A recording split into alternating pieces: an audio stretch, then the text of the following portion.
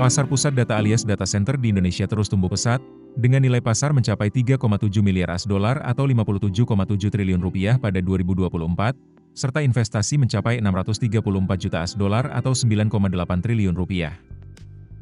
Berdasarkan proyeksi Kementerian Komunikasi dan Informatika, Asia Tenggara diperkirakan akan memiliki kapasitas pusat data sebesar 2.733 MW pada 2028.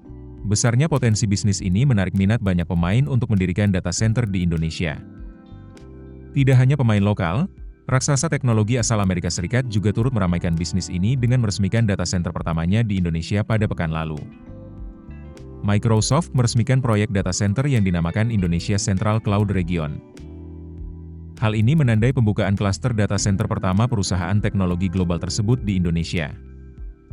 Presiden Direktur Microsoft Indonesia Darma Simorangkir mengatakan, program pengembangan infrastruktur cloud ini merupakan tonggak penting yang tidak hanya memberdayakan individu dan organisasi untuk pengembangan AI dari dunia ke Indonesia, tetapi juga sebaliknya dari Indonesia ke dunia. Kehadiran klaster data center pertama di tanah air ini diharapkan bisa mendorong infrastruktur digital nasional agar semakin kuat dan memberikan dampak ekonomi yang besar.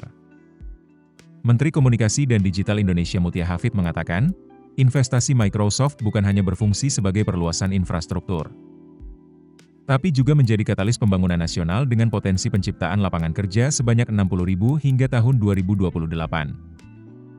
Microsoft sendiri telah menanamkan investasi sebesar 2,5 miliar dolar AS atau sekitar 41 triliun rupiah untuk pengembangan fasilitas cloud dan AI di Indonesia.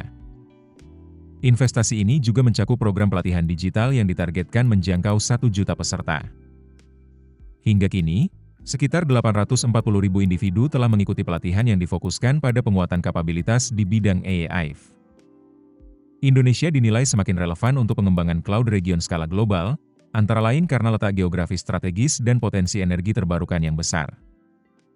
Potensi tersebut meliputi 207 gigawatt (GW) dari tenaga surya dan 29 GW dari panas bumi yang dapat mendukung operasional pusat data ramah lingkungan.